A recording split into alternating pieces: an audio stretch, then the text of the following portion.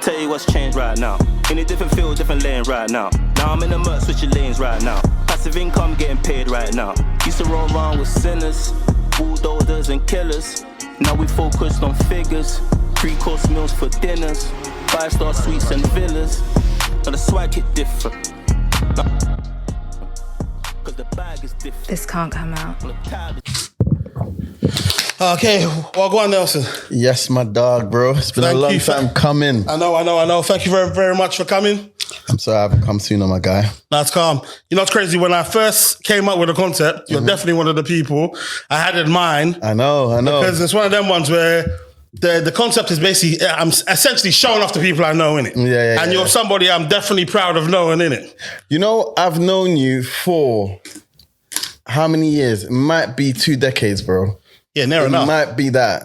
And it's mad because I tell people, because obviously we went to the same uni, but everyone thinks that we know each other from uni. But the fact that we know each other from way, way back, it's crazy, bro. That's how, in fact, but let me tell you, obviously I know you know about the podcast, isn't it? But just so everyone can just relax. So basically what happens is we have beautiful, unfiltered conversations. Now the issue with doing that is sometimes you might say some things that you may not want the world to know. And as a result of that, I send you everything first and foremost. You let me know what you don't want included and I take it out. Now, obviously we kind of alluded to it at the start, but how I like to start is how do we know each other in it? So I met Dami on a church trip. So my dad's a pastor. I don't know, is your dad a pastor? No. Okay. So my dad's a pastor and we were part of this church called CAC. It's still going. Hella branches, whatever. And then we had basically a church retreat, innit? So that's where all the South ones, my ones came up. And obviously your Tottenham ones, you, Ralph, a couple other people, Toby, Samson, all them men there. And then, that was the link up. And I remember us causing so much havoc. Yeah, I remember one time, what was it? Imagine this is a church trip. But one time, you guys just went missing. Do you know what's mad? It's because I don't know where it was, bro. It's like, obviously there's girls, there's boys, everyone's young. We weren't really doing anything, but we're doing enough for people. Yeah, just being rebellious enough, innit? People, for the church leaders to think this is a bit mad. But not even before that, but before I forget, I actually wanted to big you up because, you know what I'm saying? Obviously I'm in a creative industry and I kind of know what it's like to build something from the ground up and how you've got your podcast popping, how you've been putting hours in. Jeez, appreciate people it, showing love. And we're just talking about the fact that obviously it might not make millions right now, but it can make millions. So I wanted to big you up because I think it's important to let you know that what you're doing is a good thing. And also... Appreciate it, man. Bro, it's hard to live your dreams, bro. Facts. It's hard to live your dreams. It's hard to, it's easy when it's something that's far away, but when it needs you to clock in every day and to turn on the lights and then leave 8 hours later and then whether it's one person that comes or doesn't come or watches or doesn't watch, that turning up is important. So bro, you're doing your thing, man. I appreciate it, man. And it's dope. And you know what's funny? Because basically I knew what it kind of took in order for me to do this, innit? So I knew it was going to be a case of putting content out that I might think is good, but nobody sees it. Not making money for ages, isn't it? Knowing that basically I know that there's obviously in normal life, there's peaks and troughs. So making it at a level where no matter what the peaks and troughs in my life are, I'll be consistent enough to keep on doing this, isn't it? Yeah. You know what's, it's the hardest to be the first, bro. You know what I'm saying? It's hard to be the only one doing something. It's hard to be the sole person that's literally going through different things in life and you have to turn up for yourself. Most people don't turn up for themselves. They just life's happening. So that's my thing. Yeah. I can put that aside, man. Forget about that. Do you know what I'm saying? So the fact that you do that for yourself and you enjoy it, bro, you live so far away, you're coming here to do it. Bro, I live in South, bro. Even traveling up here is a mission for me. Talk to us about what you're doing. But Stockwell? No, I live in Lewisham. I'm from Lewisham. What? Stockwell Church. Oh, okay, cool. I didn't even go Stockwell Church. Oh, that was the head of our area. So we were linked to. So it's mad. So yeah, like I know what it takes. And obviously in my industry, due to my industry, I also know what it takes to like build something brick by brick by brick. But I tell you that when you get to where you want to go to, wherever that is, or wherever it ends up, bro, it's going to be sweet, bro. You know what's crazy? Now, this is the beauty of interviewing somebody that you know, innit? Like, because I know you, innit?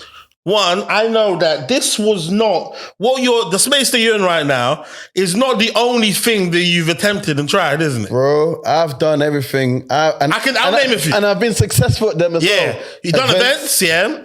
You might have even forgotten this, isn't it? But I remember there was one time you and Charles even did comedy. Yeah. Oh my God, bro. Yeah, so please get into that. What the fuck was that about? Bro. Yo, the comedy thing was a one-day thing, bro. Is it? How was it though? It was horrible, bro. What? So explain. Because I know people are saying that happened? Do you know what happened? I'll tell you exactly what happened, bro. So obviously me and Charles, for some reason, so I went to same secondary school as Charles, right? Charles's mum knew my mum from when I was young. So we, in secondary school, like, we were both short. So for some reason, man, them just pitted us against each other and we believed the hype. So what made you ops? We were ops, bro. That's my brother now. Like, that's my brother, blood brother, bro. But like, then we were ups, bro, because I was like, right, there can only be one short guy in the place. Do you know what I'm saying? One popular short guy. And then eventually that became my guy. That's my brother. Do you know what I'm saying? Did you have physical fights? Bro, physical, bro. Was it? How many? It didn't make no sense. Bro, hella fights. And he had an anger problem. So whereby I could say anything to like push him off. So we're just going back and forth. But eventually, like, we became dogs, innit? Because we're like, rah, man, too much. Man have to roll together. Do you know what I'm saying? We have to roll together because the people that are using us are using us for entertainment. So we need to be fighting them, man. So, but since then, so because of that, the bond me and Charles have is like, bro, it's deeper than anything. Do you know what I'm saying? So when we got to uni, we used to just roll together all the time. There was a point I was even staying with him because I didn't have accommodation at the time, so I stayed with him. So for some reason, we were just approached on this random day. The ACS decided to do some sort of comedy evening. And they were like, you two are funny, innit? Like, you two just make people laugh, innit? You're like, yeah, kind of. They're like, yeah, you lot should do a stand-up. And bro, because man felt invincible at that point, bro. Man was doing... Why did you feel invincible? Bro, we were not the flies, but like everyone knew us, bro. We were so popular. Like everyone knew us. We were able to like get people to go parties. Like, you were doing the cold raves as well. That was before it. But what happened was, like, I remember one girl was throwing a party in her kitchen and it had nothing to do with us. But she called us. She's like, yo, you man are not here yet. That's why no one's here. So you don't need to come. So we had that kind of motion, do you know what I'm saying? And like, so that motion got to man's head really. So where they were like, yo, you man are funny, innit? You man are funny. You man run this comedy thing. Bro, I tell you, I walked in front of the stage, bro. I had my jokes written down. But you had a paper? Fam, come on, I don't know what I'm doing, bro. They've just got me here and I'm just flowing with emotion. I remember I'd written this, me and Charles had gone back and forth, we've written stuff down. First joke, bombed. Do you remember? But the way it bombed, bro, I can't remember what it was. It might have been, I don't know. Charles tries to back me up. He goes, tries to do it, drop one in, bombed. I looked at him, he looked at me. It was just silent. And then, you know when it goes silent and then people start to mutter? And I was like, okay, this is not working. So... How long did you stay on stage doing bro, it felt like an hour. It might have been 2.5 minutes, bro. Because I think they ushered us off. They ushered you off? I think so. And I'll never forget, bro. I had a bike on campus that time. Bro, I took the longest bike ride ever around Uxbridge. Round and round, bro. It was mad, bro. Like, and that's when I clocked. You can never believe your own height, bro. Like, you can never believe your own height. Wait, when was this? This was first year. This was before you came. Oh, right. This was first year. So in first year, like, we were just popular. But like, obviously this is before phones. So like, obviously Instagram popular is different to real life popular back then. Real life popular is like, people just wanted you to be around them. It was like, it was more free. People were happier to say, yo, we like your vibe. Now everyone's a bit like funny with it. So, but you're saying you were real life popular. Yeah, like I totally agree with you. I remember when Twitter became a thing, I couldn't believe my eyes. Yeah. As in all of a sudden, this person that's an absolutely nobody is a popular person online. And it's mad to me now because like what people become popular for really don't mean nothing. Back in the day, when we were doing parties, bro, we had to work to get people to come. Every ticket sold was you working or like you had to have motion or good ideas or whatever. Now it's like, I don't even know what makes you popular. It can be anything. You can be popular of someone doing something silly and then boom, that's it. You got your 50k followers, 100k followers. Yeah. You move from there. But back then we worked for it, bro. Or like, man, have to know how to chat to people. Do you know what I'm saying? Even when I was young, I was talking to my friend about this the other day. Like when I was 15, 16, 17, bro, man would just go West End. Man would just chat to people for the whole day, chat to gal, meet new people. Trocadero, Central. Bro, you're meeting a stranger. By the end of the day, you might have spoke to them enough for them to be familiar enough to give you the number, whatever. You might link them up the next day, whatever. Now, no one can talk to no one. Do you know what I'm saying? And I think that's mad. To me, that's mad because like, how can you not be able to have a conversation with anyone? It's mental, you know, when you think about it, as humans, isn't it? How people can just walk past each other and not really, it's mental, isn't it? Bro, I made a show called School Swap, it's on Channel 4 now. Yeah, it's on Channel 4 now. Jeez. And we took Year 9 kids to Arkansas in America. And so Arkansas is like a rural state. Texas is out. It's not far from Texas. Yeah, but that vibe. But it's like proper, like gun shoot 'em up type thing. Do you know what I'm saying? And like Christian. Obviously they're into farming, but they're all about community. So they talk. They talk about everything. Bro, the English kids that went there, they were just on their phones so much. Like they'll talk to you, 5 minutes in, they're on their phone, Snapchatting someone. Then they talk to you, then they Snapchat. And I was thinking, like, I get it, but there's a real world here that you're missing out on. Do you know what I'm saying? And that's even like concerts as well. Bro. When you're there, everyone's almost looking through the phone via their phone when they're physically there. Right, bro. And like, don't get me wrong, I'm not trying to say that phones are bad, but what I'm saying is back then, we had a different kind of thing going on. Our thing was like, bro, we met because that retreat. Man knows you how many years after, and man stay in touch, man. Do you know what I'm saying? And our bond is that tight. It's not because I followed you or whatever. So like, it's like, I feel like now how people approach even friendships and popularity and all that stuff, like it's different. And that's why I really like the fact that back then, what man was doing, man worked hard for everything, bro. Man worked, and that's why I had to big you up on the podcast. You worked hard for your podcast. You know, we worked hard to sell tickets for events. Even that comedy show that we messed up, bro, they said, you guys could do this. What if we were good? It could have been a whole nother thing, do you know what I'm saying? So that's kind of why everything that man has done now is based on all that, meeting people, talking to people, be it the events, be it like the stuff I did with a company called Elevation Networks. I remember Elevation. Yeah, so they used to work... That's Sam. Sam. So I used to head like one of their departments, like the university department. That guy was on it, boy, isn't he? Still on it, man. But what's he doing these days? So he was the advisor. No, so he's the ACS president, then he became NUS president, then he joined the Conservative Party. Oh my God. He ran for... a seat in Croydon. He didn't get it. But then he was advisor to Boris Johnson.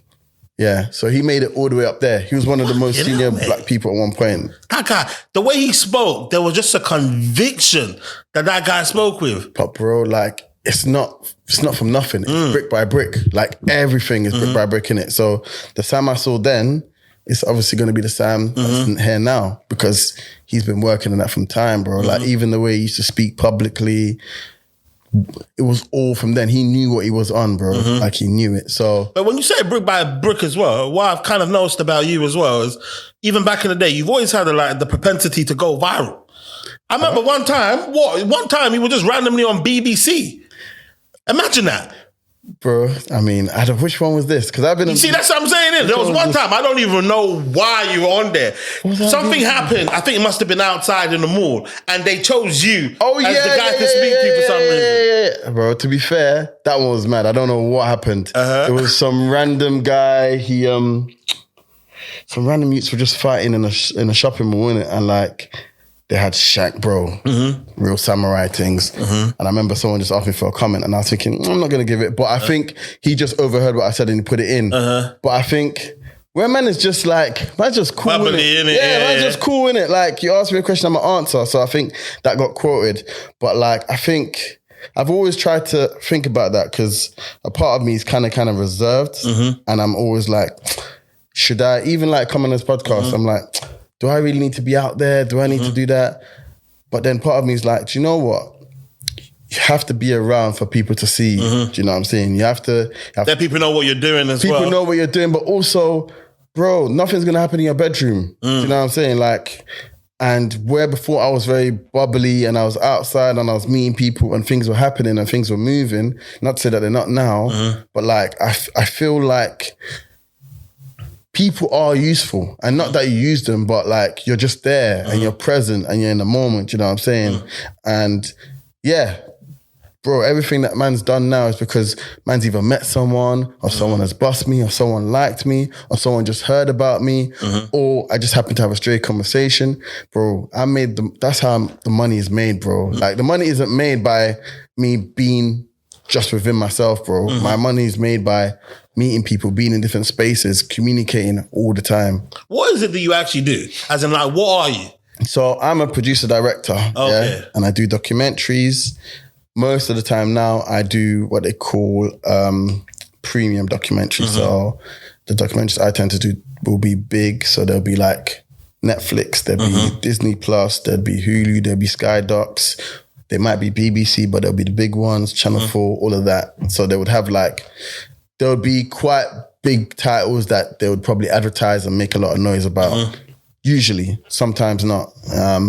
So that's what I do in terms of the broadcast. And my actual job role as a producer director, it kind of depends. But essentially, it's taking an idea that's been commissioned. So the broadcaster's already said, we want to make this from a piece of paper and like getting it on that screen. So wait, what's the process? It's already been greenlit and then they give it to you. Yeah. How did you become that guy? Sometimes I developed the idea. So there's a series on BET called Living Lyrics. I developed the idea. So they said, guys, bring some ideas together. And I was like, it would be cool if, you know, this happened. Then you write that idea as a pitch, you show it to them, and then they trust you to make it, and they give you the money to make it. Fucking hell, brother. Yeah, it's a lot of trust. Yeah, but how did you work your way into this position, isn't it? Yeah. Did you want this job or did you create this job? All right, so I'm gonna tell you what happened, yeah. So I studied biomedical science. Mental, innit? So I studied biomedical science. I was gonna be a doctor at first, then I was like, doesn't work. Then I wanted to do biomedical science.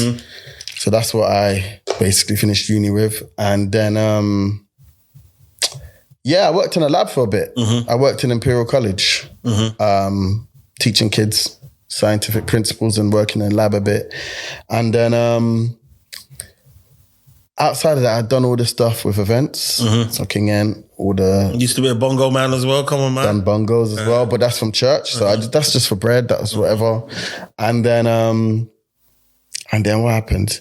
So while I'm doing all these things, obviously I'm working in this lab and I'm like, this, number one, the money wasn't making sense. And I wasn't really enjoying it. And because I'd like done all these things that are kind of exciting, be it events, taking people from one place to another, or like working with Sam, and we were doing events in Standard Bank, Barclays. I was like on the Olympic panel for something, for advising for like the London Olympics at one point. It was all not making sense. So I was doing all these big things, and this was this felt really small. Do you know what I'm saying? This felt really small. So at first I thought, do you know what I'm going to do? I'm going to get into project management. And I'd started to look into it, and I was about to do a Prince 2. And I got a job offer from a company called Serco. I was junior project manager at the time. That's a security company, isn't it? Also? No, Serco are, I don't know what they're a logistics company. Okay. But basically, they run any project that's going on. So at the time, it was the Barclays Bike scheme. Before it was Santander, it was the Barclays Bike one. Boris Bikes, yeah. So I was going to project manage that project. And that was just like leaving my lab thing and going to there. But what happened was I was ill at the time. Like I found like a lump on my side. And I was like, I don't know what this is. Oh, what a painful lump. It was kind of painful, but it was bony. And I was like, wow, What the fuck is this, basically? This could be a mad thing. Yeah. So that operation to take it out was the same time I was meant to start this job working with Circle. So I couldn't do that job. And I was like, it pissed me off, really. I can't lie to you. But at the same time, I was like in the background talking to my friend Abe about, he was like a writer and I used to watch a lot of films. And like, I don't know if I'm a creative person in terms of like, I don't But you draw. have to be. Yeah, but this is the thing though. I never drew. I never like made up stuff. You didn't rap? Like, not really. Like I tried, I wasn't good. Do you know what I'm saying? Yeah. Most I might have made a beat or two, but that's because like I could play instruments a little bit, but I wasn't good at it, bro. Like I wasn't good. Do you know what I'm saying? So my thing was like, I kind of enjoy this, but I'm not good at it. Do you know what I'm saying? I'm not good at it. So that was what, directing? No, writing. This is writing. Okay. But I'm doing so many things, bro. One hand, I'm doing this thing with Sam, then I'm working in the lab, and then also I'm kind of liking this writing thing and like filming stuff, like a little bit, but like it's not really a thing. And then one day I just woke up and I said to myself, like, what will you enjoy waking up for? That's the biggest question you need to ask yourself. What is it that for the next 30, 40 years, you'll wake up and you'll be happy doing for the rest of your life, no matter what? Do you know what I'm saying? Because right now you're not enjoying anything and the money's not making sense anyway. And also, if you enjoy it, are you likely to make the most money out of it? Probably. Yeah. So then I was like, all right, cool. Well, everything's kind of like, this lab thing feels kind of dead end.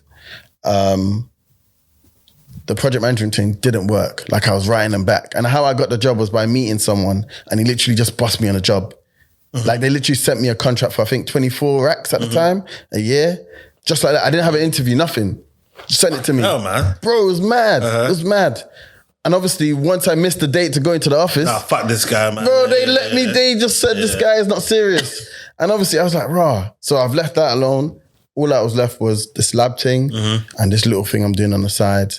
That was kind of like interesting because that was the most creative I'd ever been in terms of like imagining something and then bringing it to life.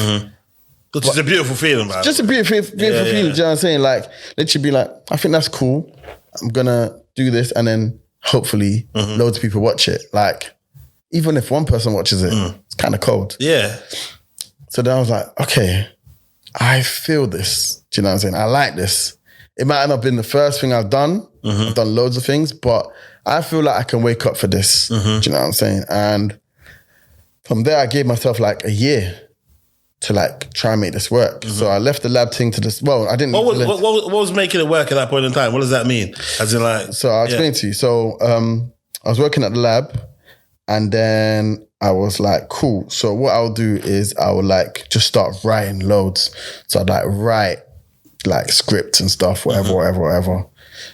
Which is different to what I do now, by the way. So I'd write scripts, write ideas, whatever. Then I bought myself a camera and I used that camera to start filming. But filming drama, like stuff to make it look good, is really hard. But filming real people doing real things like this is easier. So I kind of fell into the space of doing real things with real people, still on the side.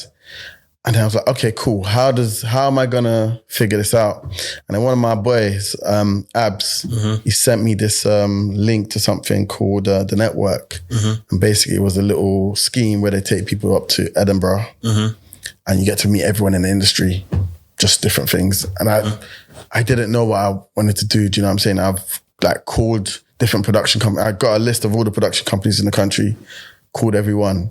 No one's giving me motion. I'm calling them for what? Just let them know what you're on. Hey, yes, so I'm interested in this. What can you do? Okay. No, we haven't got anything at the moment.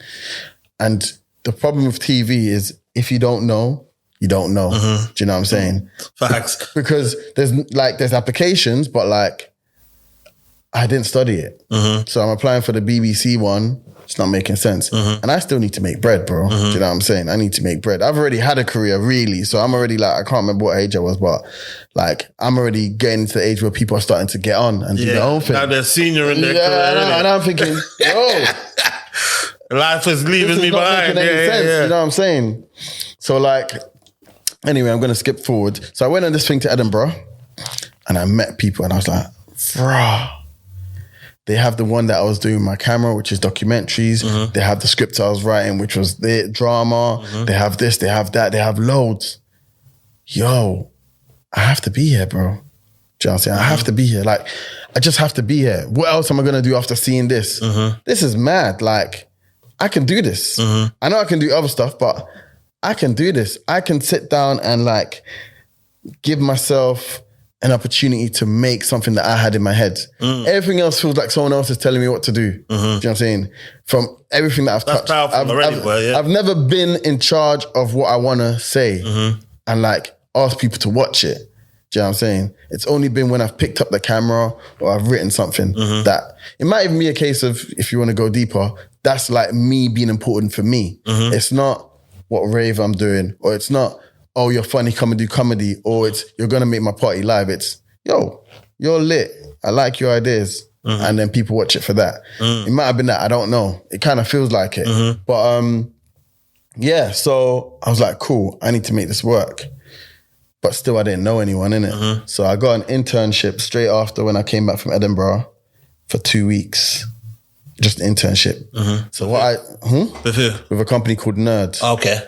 And then after that internship, so while I was working in the lab, I actually had a side job as well, working in a school. So people would hire out the school rooms and I would just like be there to just sign them in and sign them out. So it was cushy. So it got to a point where I was like, cool, so I can do the internship and I go to this evening job. I finish the job at 10, I go home. I wake up at 8 for the lab job. No, not the lab job anymore. This internship. I had to leave the lab aside for the internship. Okay, But I have to make bread. So I banged it out. How long did you do that for? I did that for like, must have been a month. Oh, right. Fucking hell, man, yeah. So, bro, that's 9 to 9. Do you know what I'm saying? 9 to 10 even. Banged it out. And then like, I basically, that was the jumping off point. After that, I got another role and I was able to leave the job afterwards, the job that I'll do in the evening alone. And then through that, like I met more people. I started being able to email people. I know who And to they're ask. paying you now at this point. At that internship, they didn't pay me Yeah. though. They paid me 100 a week Fucking hell. just to cover expenses. Do you know what I'm saying? And then this evening job, how much am I making on that? It's nothing. Yeah. I remember Mandemar going, I saw my boy go Miami while I was there. Which boy? I can't remember. I don't think it was Charles. It might have been Charles. I think They're they went living to- life. Bro, I will never forget, there was a picture. Them man were by the beach. And I remember I was at work and I saw the picture and I thought, what is going on, bro? Like, man is working more hours than anyone and it's not making sense. It's just not adding up for me. It's not adding up, bro. And I think my problem at that point was I didn't know what it looked like to be successful, which is why I said to you earlier, it's hardest to be the first one because no one knows what it's going to look like. Yeah, facts. Bro, if I had me sitting here now and I told myself 10 whatever years ago, this is what I'll be cool, bro. I'll chill. Do you know what I'm saying? I see that, but that guy look all right. Do you know what I'm saying? I'm going to chill. But the way I was back then, and I don't even know what this is, bro. I just know I enjoy it. It's mental. I just know I enjoy it. And it's kind of delusional. In fact, it is delusional. Scrap that. It is delusional. It's like, I don't know if this will make money. I don't know if this will even work. I don't even know where the next job is. Bro, they give me contracts of like 2 months, 3 months. They're saying to man, $350 a week, 4 bills a week. It's not even up to 24K, bro, 25K, do you know what I'm saying? And I don't know when the next one is. And that 24K isn't for the year, it's for those 2-3 months. It's not making sense, bro. Do you know what I'm saying? But anyway, the truth of that was, for me, I learned that, because I wanted it so much, man just kept working behind the scenes. So it was a case of like, I'm working in the daytime, but in the evening I'll be watching shows. I'll be figuring out what was going to make me good. Because I enjoyed it. Like we say, you enjoy it. You enjoy this. So what's going to make this, what goes viral? What makes sense? What do people want to watch? What do I like? And I think that all kind of comes together and then you just get experience, you know what I'm saying? So I started to get to a point where I was like, okay, cool. I don't need to go for every job that's available now. I've got some experience. So they got to a point where I became an assistant producer, for example. But I'd worked on shows that were in the studio. That's one genre. Then I worked on shows that were documentaries. Then I worked on shows that were like, they call it factual entertainment. So it's like just popcorn type things. And I said to myself, nah, I just want to do documentaries, you know? Like I want to do serious. Why? What made you come to that decision? I don't know. Do you know what? I've got a rule. I think, I've got a rule. And the rule is, whatever film I make, I have to see myself in that film. And I give an example. So the film I made the minute I said I only want to do documentaries was the Damilola film for Channel 4. And I was like, this film is important because the minute Damilola Taylor was killed, my mum saw that as a Nigerian boy was killed, so I can't go nowhere. So it's telling my story. So everything I make has to tell my story in some version. It's not Nelson specifically, but it's like, okay, Nelson, who might have been in the 80s or, you know, Rap Game, for example. If Nelson was a rapper, this would be my story. Or these are the people that... You bought Rap Game as well? Huh? It was Rap Game. I made Rap Game 1 and 2. Man. Bro, basically, you know what's crazy? Because you've reached the level of where it's like, you know, back when you do something remarkable, it's like, everybody, I'm doing something remarkable. Now it's like, boy. You know what? It's my fault. I don't post in it. I don't like say it all because it's my job now. Yeah. Like I literally, the same way you'd go to your 9 to 5, I go to my 9 to 5. But But my 9 to 5 always has something coming out of it, whereby you're like, okay, cool. That was a good year. I'm like, okay, here's a TV show. Yeah. You know what I'm saying? And it might get an award. I didn't even know that. Fuck, yeah. Yeah, so like I made loads of shows, bro. You know what I'm saying? Hey, reel some off, innit? Just talking shit. Cool, so... And we'll get back to seeing yourself in So Rap Game season 1 and 2, obviously just like I said, developed living lyrics for BET with BBC Studios, won the BAFTA for Uprising on BBC One, School Swap on Channel 4. Got a Netflix show coming out in August, August. That one's going to be a mad one. Is it? What's it about? You're allowed to say it? Okay, cool. That I can't say. Yeah. That one there, the lawyers will be on us. Is that going to be one of your proudest moments when that one drops? I don't know if it's going to be proudest one. It might be the biggest. Oh, wow. It might be the biggest just because what it's about. And also... biggest in our community or just the biggest? Everyone's going to watch it. Oh, okay, fuck it. Everyone's going to watch it. Like, and when you watch it, you're going to know that. You're going to know why I said that. Okay, cool. And that's not to say I haven't had stuff that everyone's watched. Like, I've had big shows, you know what I'm saying? So what else have I done? I've done School Swap for Channel 4. I've done a series of Idris Elba for Disney Plus. Fuck it. What else have I done? I did the One show for BBC. Man, this is remarkable, bro. What else have I done? I've done loads of stuff. And you're the guy, like, are you a guy obviously you're a BAFTA winner as well. Yeah. So you're one of the guys in your industry. No, I don't know, bro. What's happened is, everyone, you go up a level and then you just see more in it. Yeah. So you just might not rate it no more, in it. No, it's not that I don't rate it. Don't get me wrong, bro. Like I said to you before, if you told me 10 years ago, I'll be this guy, I'd be like, you're lying. It's mental though. But also now I can see where I want to get to or where I could get to. And also the problems that I have to deal with. And like, now it's not so much about how good you are, but like, can you deal with the politics? Can you think strategically? When are you going to time what you're going to do? Are you going to time it right? Are you going to take the right job at the right time that's not going to rule you out of the next one? You know what I'm saying? Because every film matters. You're only kind of as good as the last project you did.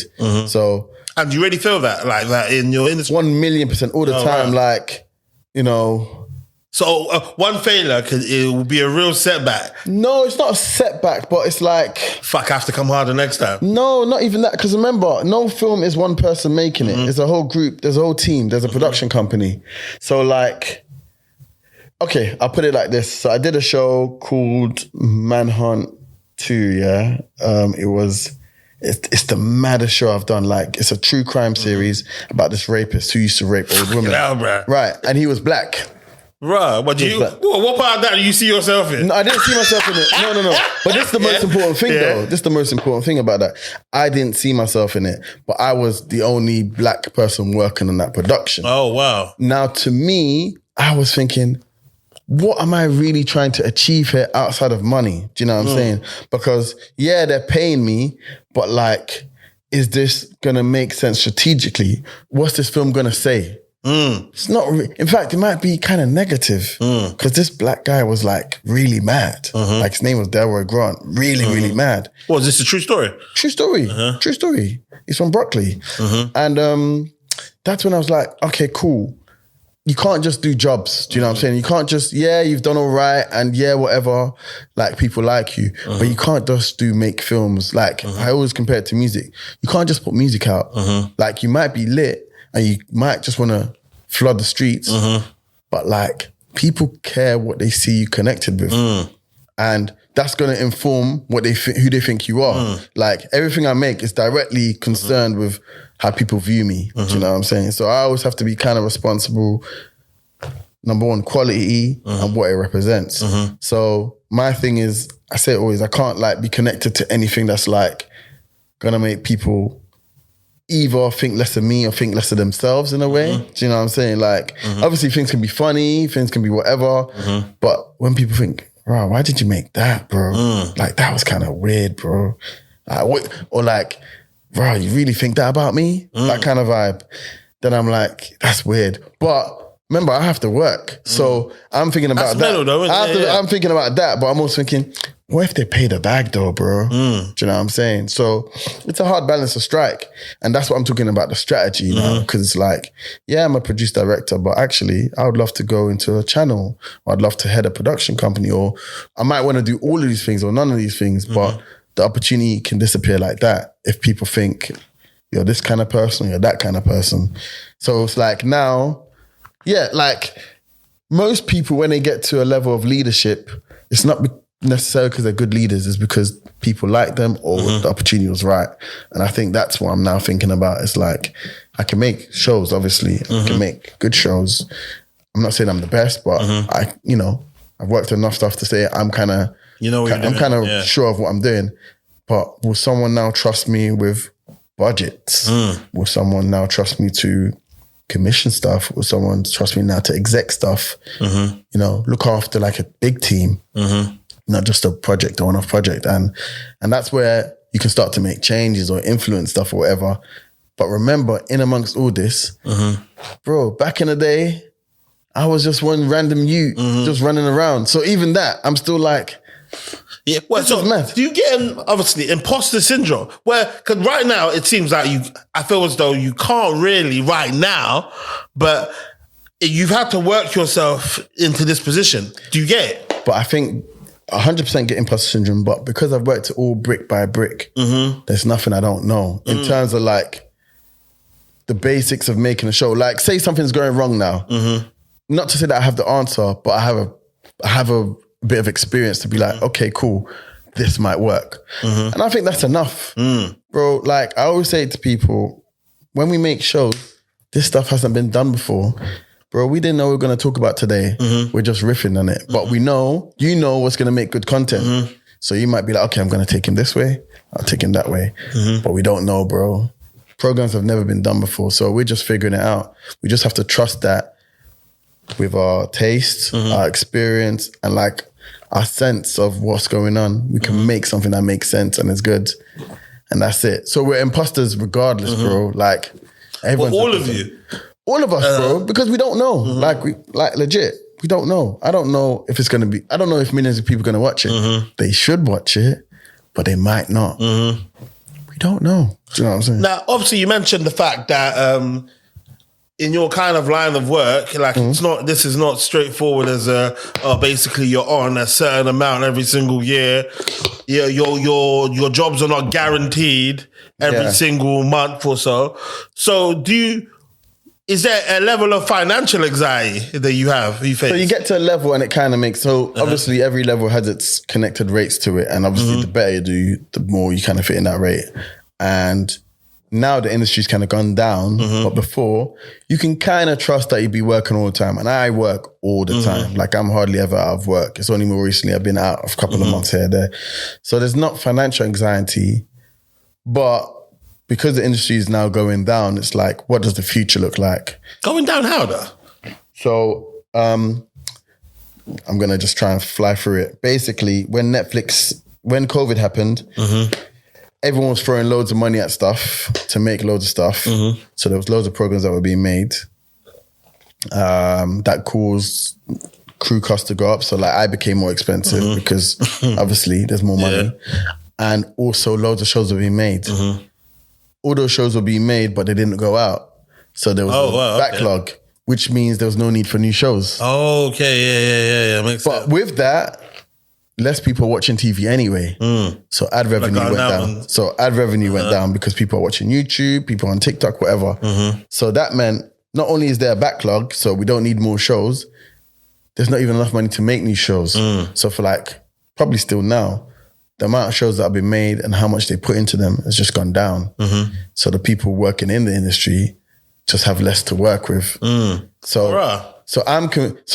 also, some people have been here for 20 years. They're producer directors. I've been here for what? I've been a producer director for maybe 3-4 years. Really? Oh, right. And longer than that. Yeah, because I always have something going on. Yeah. But I'm competing with them for the same position. Do you know what I'm saying? And like, one thing TV is risk averse. Right. Give it to the guy with more. You made 20 years of programs. And this youth wants to come and talk to me about, do you know what I'm saying? So I'm competing with them. They're not going. They have mortgages to pay. They don't want to leave the industry. I don't want to leave. Okay, what do we do now? So that's where it's kind of at right now. It's like there's just loads of people, work's gone down, and people are like thinking, okay, well, we're going to have to figure this out. And it's all the way from the top to the bottom. Production companies are closing.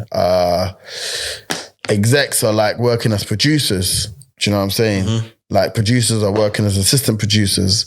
Someone's just just to save costs? Or save costs. Just trying to, because they ain't got the thing about freelance is, you know your job's going to have you for the next few years if you do well. You know, it's unlikely to sack you.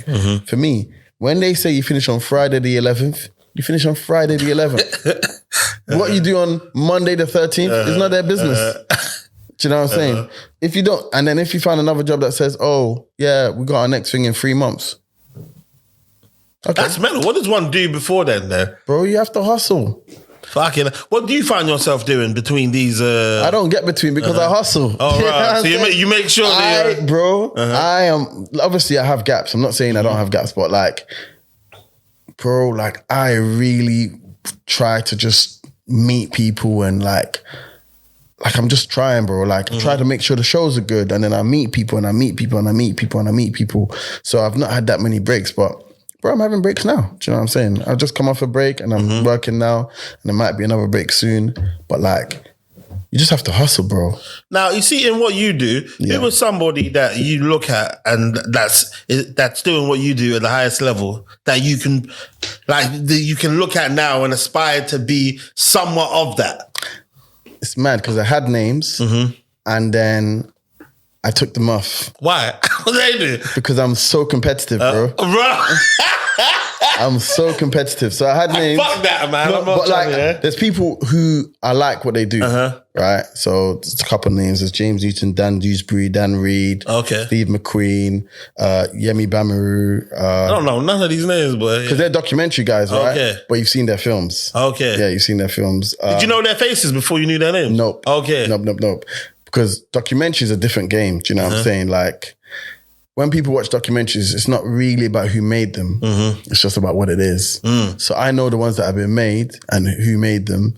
So like, if I told you what they do though, you might be like, oh yeah, I know what they did. So it's that kind of vibe. But the thing is, I'm not saying I'm better than them, but my point now is like, they're directors just like I'm a director. So now it's about, they might all compete for a job with me and get it. So I need to now work hard to now beat them 4 jobs or at least get to the level. Do you know what I'm saying? Have you found yourself competing with any of them before? 100%, of course. And they beat me hands down all the time, bro. All the time. No, you know what's crazy? Because you're someone that does documentaries, I can actually, because I've been wanting to vent to somebody about... Yeah, bro.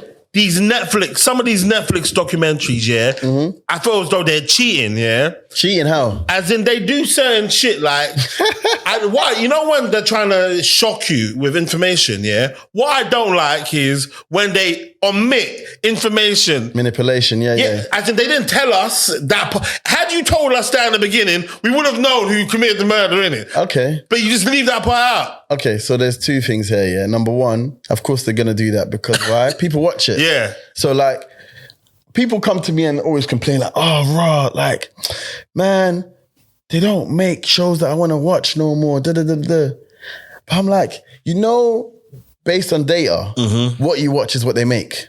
Do you know what I'm saying? Like, someone has to go out on a limb to make something new that you might watch. But the industry is just risky reversed. as well, yeah. Too risky, yeah. So, okay, there's Adolescence came out. I don't know if you've seen that. Oh, yeah, I have. The HD one, yeah? Yeah. Adolescence is a risk in terms of TV. It's not a big risk because everyone in it is established, but it's a risk because of the story and how it's made. Now, Adolescence can only get made as a risk and then people watch it and we can now say, oh, that was great, we need more of that. But bro, if it didn't bang, that's it, no more risk for the next 5-10 years. We all are finished, you know what I'm saying? So that's one problem, yeah? And then two, as well, it's like, what you're talking about, I know very well, because the show I made is for like a company that makes a lot of Netflix shows. And like the storytelling, the scripting of it, like we really work on that. Like, how do we keep people's attention and whatever? With that, you can say it's manipulation, yes, omission, but also I'd say like, it's kind of the formula for what Netflix do now. Yeah. Do you know what I'm saying? I've definitely seen people it, want it. Bro, if 20 million people are watching something, why would I change it? Obviously, yes, try new things, but why would you change it? Have you watched that? What was it? Is it Making a Murderer? The old one. Yeah, the old one. So that was one of the first ones, right? Yeah. Bro, everyone watched that. Yeah, that was amazing, they didn't had it? podcasts about it. Yeah. Bro, You think he did it? Do you think he did it? Bro, I just leave it. Okay. I just leave it to you. But also, like, from a commissioner's perspective, and people should always think about that. This thing, everyone watched it. It worked. People wrote articles about it. I'm going to order 200 one of these until they don't bang. Yeah, and guess what? They're still banging, bro. Yeah, fact. Do you know what I'm saying? And now for me, it's I see it. I just like, they're just leaving something out that they're going to tell me then. The guy has a twin brother. Okay. Had I known he had a twin brother to begin with, then I know it's possible he didn't do this, isn't it? So this is the point though that a lot of people in the industry are saying. It's like, don't get me wrong, have that, but give us something new, like Baby Reindeer. Do you know? Oh yeah. That was enjoyable, yeah. But that's new because he's a small-time comedian. Like, he's done a show, it's done well, but like no one knew him. The show was Scottish not Scottish, but it had like accents in it and all that stuff. It was a UK story. Normally they'll be like, nah, this one's too small, man. But they did it and it banged. So now similar ones like that can come out now. But the lesson isn't that you do the same thing, it's that you just take risks. Do you know what I'm saying? So everyone's like, well, can you take another risk? We'll see if they do, see if they don't, innit? Like, I can't speak for them, but I know that people in the industry are trying to make new stuff. You know what I'm saying? We want to make stuff that surprises people, but if it doesn't bang, then the commission looks like, rah, that was my 2 mil that you just took. In your position, how risk adverse are you? As in, because you're in a unique position in regards to, obviously I know who you are, and like you said, there wasn't really a blueprint to what you are doing. You found yourself in a great position right now. Are you willing to take huge risks? Because I feel like you understand our culture very, very, very well. What we would like, isn't it? Yeah. But also, I do, but I also know how people are. So I do want to take risks, but I also want people to watch stuff. It's a hard place to be, do you know what I'm saying? So like, I would take big risks, 100%. I remember I told my friend a story, and this is not going to happen, but basically, if we all were Channel 4 commissioners, what would we commission? And we were like, yeah, we commission mad stuff, potentially. But then, would they sack us? Do you know what I'm saying? And then what's the point of that? Yeah. Because, yeah, we commission mad stuff, And then, or we might not even get a commission because you as a commissioner, you actually have to get it signed off. So if you take ideas up and they're like, bro, nah, fuck this, then this is looking mad. Doesn't come out. And then after a while, they're like, bro, you're just on a mad thing. Yeah. Please. Please, leave the building, please. Yeah. Do you know what I'm saying? So like, yeah, I want to bet big, but I also want to win. There's no point in betting big and I don't make anything. You know what I'm saying? Like, I want to bet, like Rap Game to them was a risk. But when I got in there, I was like, obviously with the team, yo, this needs to bang. Do you know what I'm saying? Rap Game's huge. You know how huge it is? I've never watched it. But I see clips of it all over the place, isn't it? And that's when something is humongous, isn't it? You can't avoid it. It's so hard to like make a show. For me, my problem always was I'm making shows and the people I know don't watch them because we're not making shows for them. So when I landed on Rap Game, I was like, all right, this is for the man them. This is for the people them. This is the people I know. They're going to watch this. I can talk about it and they're going to watch it and understand. And then one of my boys sent me a message. He was like, yo, bro, just want to let you know the man them in jail watching Rap Game. Fucking hell, like, man. Boom. That's beautiful. I was like, boom. Do you know But you know that man watch TV? That man watch TV, do you know what I'm saying? And they watch my thing, you know what I'm saying? My name was on there. So like, they might not watch everything I make, but they watch something. And that's okay, bro. Because like, it's hard to be the only black person in the room or it's hard to be the only one from a culture in the room because really, you have yourself to worry about. You have what you say to worry about. You also have the culture to worry about. Do you know what I'm saying? And like... How frequently do you find yourself as the only black person in the room? Probably more often than not, you know, but I don't mind it really now, bro. Like... But you hear people speaking, like certain times you hear someone say something and you're like, you know fully well that your culture does not think like that or will appreciate that sort of thing, innit? 100%, bro. 100%. But also, I'm not the police, bro. Like, I can only... I would just say, I don't think that's going to bang. Yeah. But also, bro, let them fall on their sword, bro. Do you know what I'm saying? Like, what do you want me to do? Yeah, facts. You know? You just give him a little 1-2 advice. I don't think that would work, but hey. I don't think that would bang. But I might not be involved. Yeah. Do you know what I'm saying? Because I know... I don't want to be part of this, even after this, I'm going to go and meet my boys and we're going out. I don't need no one to... Thinking? What's wrong with my man? I don't need that, man. I want to, you know what I'm saying? So, and I'm so happy, bro, that at this point in my career, like, I'm still there. Like, I can come and chop it up with you and we can talk about the films I've made and the series I've made. And I'm proud of it and you're proud of it. Do you know what I'm saying? If I came in and you're like, bro, that thing was a buffoonery thing. Do you know what I'm saying? Or that thing... What's going on there, bro? Like, you're moving mad. That would be mad. And like, that's what I wanted to do when I was younger. I was saying, I want to wake up and do something I like and be happy to show it off. Bro, my name's on all the shows I make.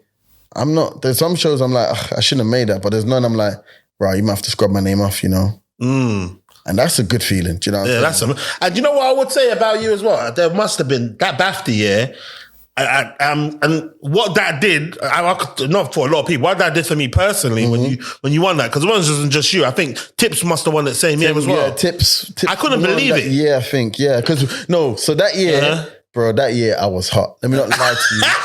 That year, what? RTS, broadcast, Edinburgh. I went on a BAFTA Elevate scheme. I was a breakthrough leader. Bro, there's a picture of me in BAFTA right now. Like, still there? Yeah, still there, bro. But are they going to ever take it down? Maybe end of this year. But like, you go there now, you see my name, bro. Bro, I was born in Brixton, bro. Newark house, bro. An estate next to Angel Town, bro. One of however many youths born that day. Do you know what I'm saying? Bro, go to BAFTA now. You see a picture of me, 2022. It's a mad thing. Did you cry? No, bro. You didn't cry? What sort of emotion did you feel when all of this, the rain of God's blessing was just... Bro, you know what? Yeah. And this is one thing that kind of annoys me a bit. Man is just, maybe it's a numb thing because the man's lived in extreme situations. So I was just like, bro, this is kind of mad. That's all I said. I was like, I really won these things. Like, I'm really doing these things. But then I sleep and wake up and I'm like, all right.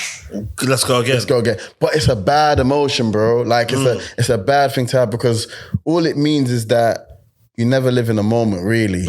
And like, I think as I'm getting older, I'm like really trying to live in the moment. Like, what do I savor some of your achievements, innit? What did I just did something kind of dope.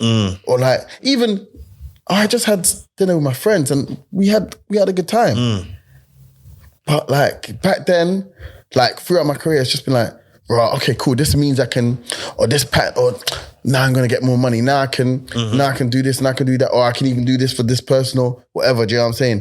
This is what I need to get the leg up. But then actually, bro, man, just won a BAFTA. Do you know? But that's what I would say in regards to you winning it. As in, obviously you might not savor it them points of time, but when we're having conversations like this, I can tell you that when you won it, in me personally, I was like, it was a realization to me, like, in terms of like, but once upon a time we were the future, yeah, but right now we are the people that are actually doing this shit right now, innit? Bro, we're doing this thing right now, brother. Like, remember I told you brick by brick, bro, but like, it's so hard to see it when you're building it. And as you build it, you might not look around and see what you've built. But like, one day you'll step back and be like, this is kind of mad, bro. Like, I look at it, this is a hobby that I live by and I live well by. This is a hobby. Mental. This is, bro, I do what people do after work. Are your parents proud of you? Kind of. Well, you don't think they're proud of you? You don't think, not yet? So we're going to get there because obviously, you know, one thing I want to talk to you about was this film I made about my dad. And so... Is it out? What's it called? It's called Father Son. Okay, cool. And I'm going to show a preview at it at my exhibition on June 15th. Okay, cool. Sweet. So, but we'll catch up about that because I think we should get into a conversation about that. But I think I think they're proud of me, but I don't think they understand why they're proud of me. And what I mean by that is like, there's money. I'm not hungry. I seem to be able to do things. I brought a BAFTA home, and like people talk about. Do they know what a BAFTA is? Do they? I don't think so. But also, I think I'm at peace with it that it doesn't really matter because I feel like for a long time with my parents, particularly my dad, there was a sense of like, why are you not trying to know? But like, I figured out through this film that I made of him, which was like me asking him questions. It's not that he doesn't have the capacity to figure it out or like to get there, but like where he's coming from is so far back. Like the things he's had to deal with. He doesn't, bro, he's just trying to put food on the table, bro. Do you know what I'm saying? He's just happy that people are alive and well and are clothed and whatever. Like to think about specifics of, okay, my son does this, he made a good film, I've watched that film, and then that film led to a BAFTA. Bro, are you alive? Are you well? Is everything okay? That's it. And what? You can bring me something nice? Okay, but where's the kids? Do you know what I'm saying? And that's okay. Do you know what I'm saying? Like at one point, it wasn't okay for me. Like it really wasn't okay because it was like, bro, I am working and you're not even pushing that. But it's not because of him. It's because of how man's been built. You know what I'm saying? He's built one way, we're built another way. They went through different things that we went through. Do you know what I'm saying? And like, I think they're proud of me in their own way. And that's good enough for me. Do you know what I'm saying? I'm happy that they're happy. And if I can make them happier, I'll make them happier. But I think we have to give our parents a bit of grace. You have to, definitely, man. But it's hard though, because every mistake they made impacted us in a massive way. Do you know what I'm saying? Like, it might be the reasons we can do certain things, we can't do certain things, we can dream, we can't dream, whatever it is. But then at the end of the day, it's up to you to run with this now, innit? So whether they wanted me to make films or not, whether they wanted me to be a doctor or not, this is what I'm doing for me now. And that's that, do you know what I'm saying? In saying that, like, certain times I don't, it's like a thought I had, yeah, because my parents were very much, like, I wasn't allowed to, you know, when the car's driving, I wasn't allowed to put my hand out the window. If you put your hand out the window, you can get smacked. If you was to deviate from walking in a certain radius, smack, come back here. And the other day, I saw, there was a white child on the, I'm not even saying this is the correct thing to do, in it, but I just thought about it. I saw like a white child just walking across on like the platform. But and He's mum gonna allowed smack them. it. You was gonna. No, I wasn't going to, but I even like to walk away because I'm too uncomfortable. But I was like, mentally, I reckon that might give the child a sense of freedom that they're allowed to do things in life, whereas we might feel more restricted, innit? Bro, but you know the thing is, yeah, like the opportunity and the permission to dream is a madness, you know. And like I say it as a big word, but it's something as simple as you're allowed to try and fail. Do you know what I'm saying? And I think a lot of people weren't taught that or allowed to do that. Some people went past that. Most people didn't. Do you know what I'm saying? And because of that, they're kind of caught. Like a lot of people come to me, you know, bro, you know, I would have loved to do what you do. Bro, do it. Nah, man, nah. But I'm thinking, bro, you have to be brave about this thing, but it might not even be something you're brought up with. And I think that's the hardest part of being a kid or being a child, is that a lot of things we deal with are just given to us. Do you know what I'm saying? In my film, what the film's about, I'll tell you what the film's about. So it's called Father Son, yeah? And in the film, essentially, I've got to a point in my life, this is true, where obviously, I always reflect on my childhood, and my dad was strict and he was a certain type of way. And He's a pastor as well. He was a pastor, yeah. And like the whole pastor thing was even madder because it almost felt like I had a job without having a job. Yeah, facts. Right. I had a job without having a job, but also I had to be clean cut because You have to be perfect. bro, I had to be perfect for something I don't even know anything about. Do you know what I'm saying? Not even talking about faith. We're talking about the church.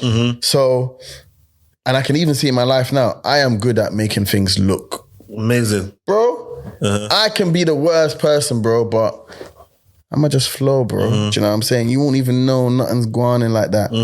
And I've kind of shed that now, but like that was a thing. But in this film, it's literally me sitting him down and saying, look, I know when I asked you why you were a certain type of way to me, you never answered. But just tell me about your life. Ladies and gentlemen, this part of the conversation is too spicy to come out. Yeah, so I sat him down. I was like, all right, cool. I know you're not going to be able to tell me why. And I used to bring it up like on the 12th of whatever, you hit me like this. And I didn't do nothing. Bro, man could quote them all, bro. Yeah, what do you mean, fam? What? That's my favourite thing to do with my Nigerian mates. Hey, yo, you know I didn't take that biscuit, bro. You didn't, I didn't take, and you was beating me. I didn't take that biscuit. Do you know what I'm saying? Bro, one time I came in late, he hit me. I just took him off. I said, go on then. Yeah, everyone has that moment. So then I sat him down and said, all these moments, you never answer them. So in the film, it's like, okay, cool. Do you know what? You ain't never going to answer them because you yourself are like, why do you keep on holding on to these things or nothing? Obviously, to me, there's something. But you tell me about your childhood, your life, and hopefully from what you tell me, I can figure out. Get an understanding of who you are. Once I've got the context, okay, I could just, bro, what he told me was mad, bro. Because he told me all about like his life and what inspired him to be the father he is. And literally everything he's talking about, I could see in myself, bro. Like, forget the fact that he's my father. Just like, if you put us side by side, it's like the cycle just continue. The same way he did his things. So his thing was, you know, I don't want to spoil it too much, but you know, my parents treat me a certain type of way. They didn't look after me like this. So my thing was to make sure I provided for you. Oh, so because I provided for you, and I'm like, see what his intention and how you turned out as a result of his intention. Yeah, so but his intention drove me to then fill a gap in one sense, but then also take that intention and go mad with it. So I can work as hard as him, or I can be a provider. But you didn't tell man that you liked man. You didn't tell man you're proud of man. Okay, fine. So that means I'm going to be proud of myself. I'm going to, and then when my kids come, I'm going to tell them I'm proud of them all the time. But I might not do something else. Yeah, so you're going to go to your child, I'm proud of you, I'm proud of you. And now his issue now is his father wasn't strict on him. Yeah. Did you see it? So like, it's like a short film. And that's what this whole... Was your dad involved in it? Bro, my dad is in the film, bro. And does he know that he's involved in it? Bro, my dad is in the film, bro. My dad is in the film, bro. Like, there's him, then I interview myself, and then we cut it together. So it's like two people talking. Has he watched it? Yeah. Is he proud of it? Bro, I don't know, bro. Okay, does he understand the film? Does he get it? I'll tell you what he said verbatim. He said, oh, it's good. I hope I made you understand, you know, that I just did what I knew. And that, you know, if you show it to people, maybe they can understand more about us, that it was tough. But that answer is like a halfway answer, innit? Because you're still not telling me in your own words what it was. You're just telling me a story. Really what I want to hear is, in the ideal world, so son, you know, number one, I'm sorry. Number one, I'm sorry. That's a hard thing to We don't get that one. Yeah. Number two, on this time I made a mistake because I thought it was this, but actually you were right. That's number two. Number three, okay, but after all this, you know, I love what you've done and actually I'm going to try and be better. Number three, man don't get any of those. What man got is, yeah, you see what man went through. Bro, but do you actually need to hear the story? You don't need it. I don't need it anymore. But it had a big effect on, and that's what the film's about. It's like, Bear man are gonna relate to that, boy. bro, like I love the film for that because I feel like I'm past it, but it also allowed me to just understand why I thought like that because it affected me for a long time. Because it's like, it affects all of us, bro. like, do I even have like a bro? Okay, cool. Yes, I wasn't homeless. Yes, I had clothes. Just about. We didn't have the most. Yes, bread. you were there. Yes, you were there. Thank you, brother. Yeah. Do you know what I'm saying? But like, bro, I see man kicking ball with his. Yeah. This brother don't. There's certain times I look at shit like that. I'm like, rah, you man can do that with your father's blood. Some of my brethren didn't have their pops about. I used to think, me and your baby the same, bro. He's about. Yeah, but is he really there though, isn't it? I really see this guy, do you know what I'm saying? But like, now I understand because it's like, you only do what you know. In an ideal world, you try and be better, but... And you know what's funny? Because when I think about my dad, I remember I did some rationalizing for him. I didn't ask him at the time. But I had to sit down. You know Marvin Harrison, didn't it? Yeah. He's big. Yeah, I was with him like last week. He would, that one over there, because what you've just done, he pushed that to me a year ago before my dad died. And when my dad came back from Nigeria, I was going to be like, yo, I'm going to have to sit down with him, innit? But obviously I didn't get to have to sit down. But can I ask him that? How do you feel about that though? Not having to sit down. I feel kind of hurt by it, but I know my intention was there to have it in it. Because it's, you know what I'm saying, innit? But I missed out on a huge opportunity, innit? One of my friends, the same thing happened to him, bro, and like his heart is broken because of it. Because it's almost like, I don't know, you can agree with me or disagree, but like he says it feels like more than a missed opportunity. Yeah. It's like a robbery. Yeah, you've robbed yourself the knowledge and wisdom, and like you said, you found yourself, isn't it? Yeah. And it's like, fuck, isn't it? Like I missed that. But also you didn't miss it, bro. And okay, let me actually go on. It's not really your fault, bro. You was actually doing more than you're supposed to. Do you know what I'm saying? So I say to you, that as much as you might feel like, I wish I had that conversation earlier, it's not for you to do. You're doing more than you're supposed to.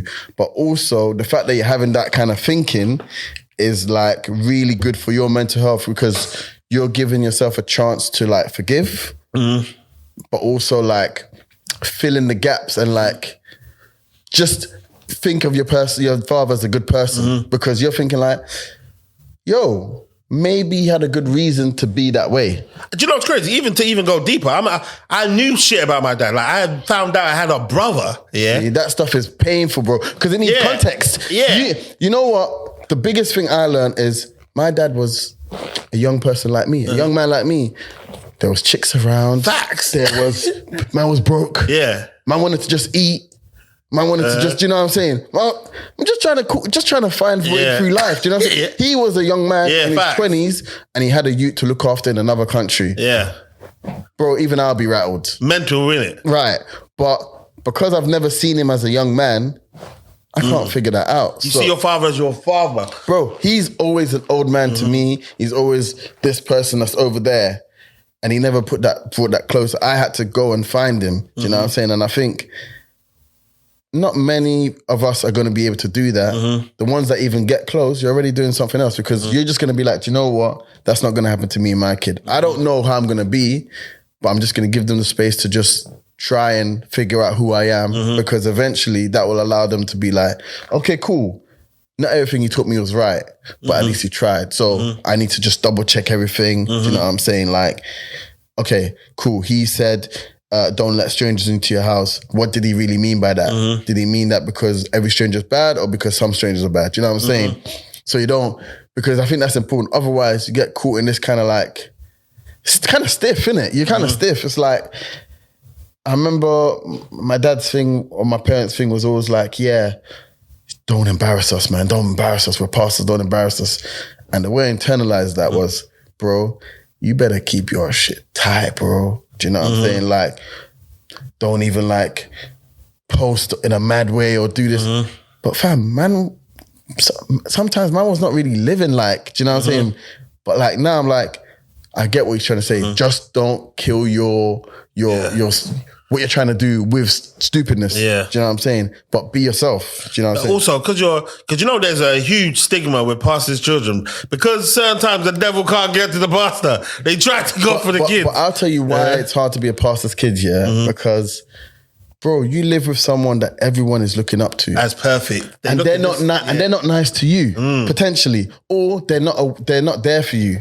And then you're also meant to play a role. Bro, you get tired of the role, bro. You get tired of the role. You need to be human yourself. Figure life out yourself, do you know what I'm saying? Like, I'm trying to be outside, bro. And you're telling me I can't be outside. What do you mean? You even did, wait, hold on 1 second. When you think about it, because Nelson and what was it, Alex, innit, your brother? Yeah. You guys used to do parties inside of the church compound. So how was that like? So it wasn't a church compound. It's the other way around. It's a place that my brother ran and the church was in there. Oh, so it was a hall that the church used. But obviously, because it was my dad's church, there was obviously a crossover. Okay. But that's the important thing, because my brother actually ran that place. Okay. From Monday to Sunday. Okay. So man wasn't running there and doing mad things. Okay. But mad things did happen though. Okay. Like someone threw up behind the pulpit. Right. And like, yeah, it was mad. Someone threw up in the Bible. Someone threw up in the Bible. Nah, they did that shit on purpose. Bro, No way. I could not believe it, bro. Someone threw up in the Bible, bro. What, and then your dad find out about it? Bro, of course. What do you mean? Man. Someone violating. They did that shit on purpose, bro. Like, but you know what?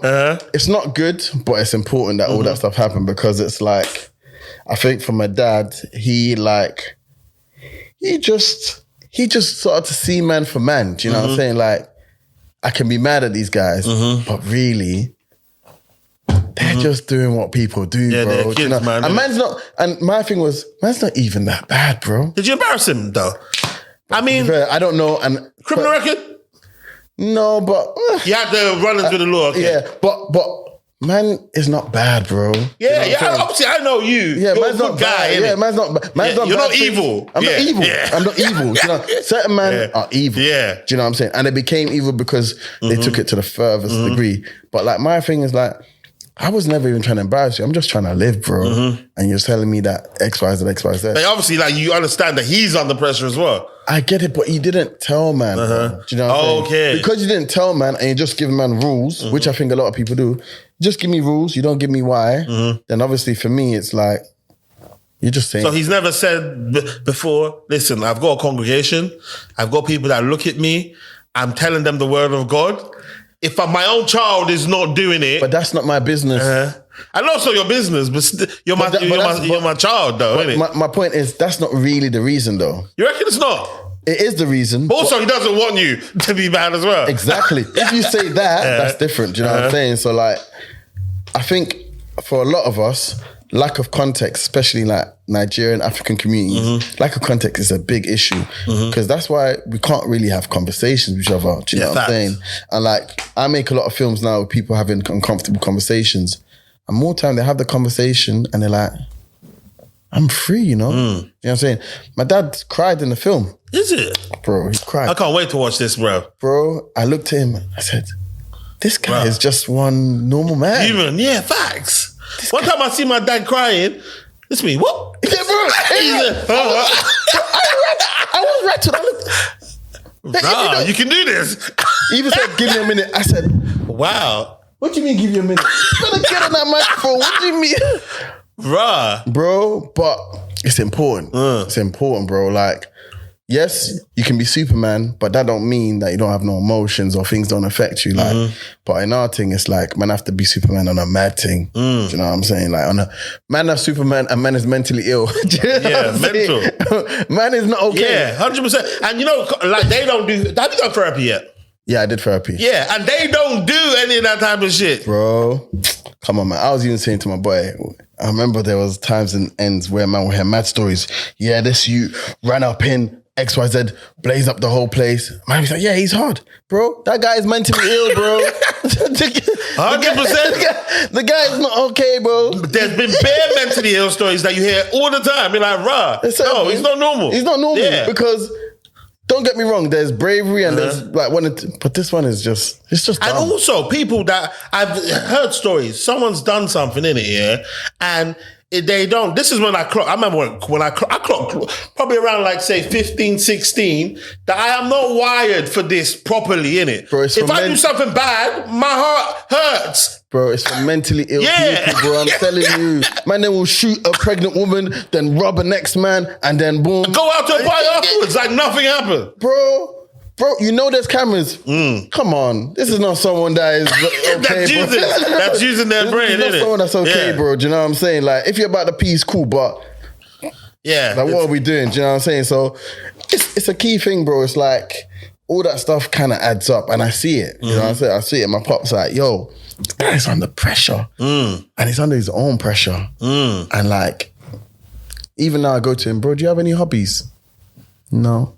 Bruh.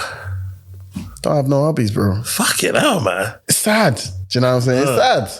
And I'm like, man, I want to give you some part. You want to give him some hobbies? But I want to get, bro. I signed my man up for the gym, bro, because I do like these PT lessons. I signed my man for the gym. He came twice. He's like, yeah, this is good. Has he gone back? No, bro. Like, I paid for a whole month. Did he go back? No. But it's like, it's hardwired, bro. And that's why man have to give him grace. It's hard to change people as well, boy. That have been there. They've been a certain way their whole life. He's been a provider. He's put clothes on my back. That's all he wanted to do. Now he's just doing his thing, doing his thing, which to me is sad because he's got a lot of life to live. Do you know what I'm saying? But his thing is, don't worry, your grandchildren. Like, bro, what are you going to do when they come? They don't know you, bro. They don't know you, bro. You need to do your own thing. And like, but it's inspired me to really like make sure my life's about me. Do you know what I'm saying? And like, I remember like a girl I used to talk to said to me, bro, what do you actually like? Like, not like what do people like, what do you like? What's your favorite color and why? And I was like, that's a good question. I don't know, bear those on. Yeah. What cutlery do you want to buy for your house? What colour should your walls be? Do you know what I'm saying? Like, it's a good question. But man don't know why. Because man don't have no hobbies, bro. Man don't have no hobbies. Wait, have you got any, pressure in regards to relationships and children? Obviously, but like I said, bro, I've seen the guy is just managing. I'm just looking like, yeah, you can ask. I don't give a heck, bro. What will come because... The truth is, I've realized now the relationships that haven't worked out more times because of me, bro. Do you know what I'm saying? On the case of like, does man actually know not just what I want, but who I am to know what I want? You can't know what you want if you don't know who you are. And I don't mean that, like everyone says that, but I mean like... I understand fully what you're saying. But like, in a simple case of like, okay, cool. You were raised like this. Cool. Who do you want to be? I want to be this type of man, this type of father. This is what I enjoyed. This is what I could do if everyone left me alone for 2 days. It could be watching films. It could be cooking. It could be going to play tennis, reading. It doesn't matter. But something that doesn't involve anyone else, just you solo. What is it that you'd spend your time doing? Most people don't have an answer. Most people will jump on their phone and call someone or go on TikTok and watch other people talk about what they like. What do you like? Do you know what I'm saying? And like, if you don't have that, bro, eventually it's going to catch up to you, bro. Like, because, bro, you think you want a girl that's quiet. You think? Like, this girl's fucking boring, bro. This girl's boring. Or you want a baddie. Yeah. Bro, I'm broke, man. Leave me alone. Do you know what I'm saying? Ladies and gentlemen, this part of the conversation is too spicy to come out. The way I used to edit, and then I found out about it was Adobe Premiere Pro, where you could just be clicking and shit. I used to cut each individual. Bro, I learned the same way though, bro. And that's what I'm telling you. Brick by brick is important because you go through all the steps, but then if something goes wrong, what do? You go back to the old school way. Do you know what I'm saying? So I've got like contingencies in it. All right, bro. So that's why it's important to like be there in each level. Certain people, bro, they'll put this into AI, boom, boom, boom. Let the AI do something wrong. That's it. That's it. Stand still. They're done. They're done. Do you know there's AI for this. Yeah, 100%. But I don't know how good it is. I don't know how good it is, but it's gonna get good. Like, it's gonna be. Oh, you hear that voice? Put on that camera. Yeah. Especially for something simple like this, 100%. Simple editing. Fucking hell, I can't wait when that shit comes out, boy. Because the thing that AI won't be able to do is tell stories because you need taste. Do you know what I'm saying? You need to like, you need to make decisions based on creative stuff. But anything that's like sense and stuff, and like, okay, like you said, I speak, camera on me, we both speak, wide lens. And they might not get facial expressions when you want to get Cat's On's facial expression that isn't speaking.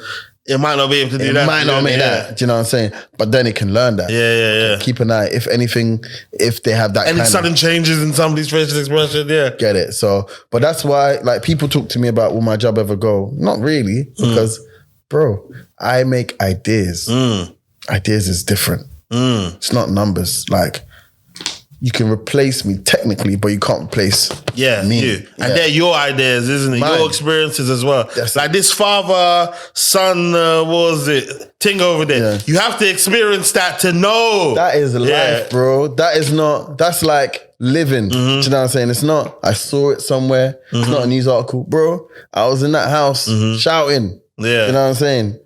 And that's why it's different. So, and back to your words, the uncomfortable conversation things. I remember one time I had enough of it with my dad. This is me. No. I'm not going to allow this. We're going to speak right now. And what is this about? I don't get it. Like, what are you actually angry about? I remember the guy screamed almost like he just wasn't on it. He said, so, and then he did so you want to beat me? Yeah. What are you talking about? I feel sorry for them because like, it's just hard for them, do you know what I'm saying? Like, immigration as well. That man came here. Yeah. Certain man did the mad thing to get here.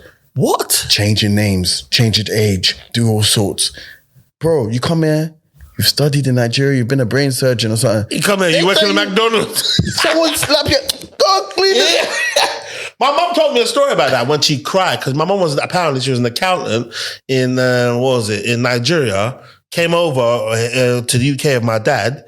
And she said, I think she was cleaning toilets. She said she saw herself in the mirror and started bawling. Come on, though, bro. Come on, bro. And I'm like, rah, yeah, of course. Come on, though. And they had to do that. So when my dad's mad at me because they respected him back home, here they don't respect him, and I'm chatting shit.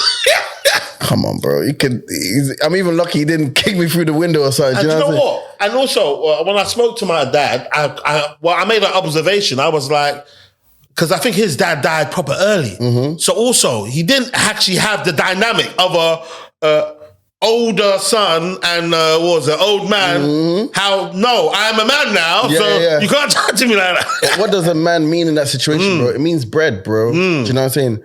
Being a man because of bread and being a man because you do things as an example and like you're responsible. Two different things, bro. So like when he says to me, I'm a man and I provide and I put clothes on your back. Yeah. But bro, I need to learn how to like lead. You know what I'm saying? And that's what I want to be taught. But you're not even showing me that. And that's the frustration a lot of people have. It's like, yeah, the bread is fine. Money is money. Do you know what I'm saying? But like, I want to learn how to navigate the world. Man's in the UK. They don't like us here, bro.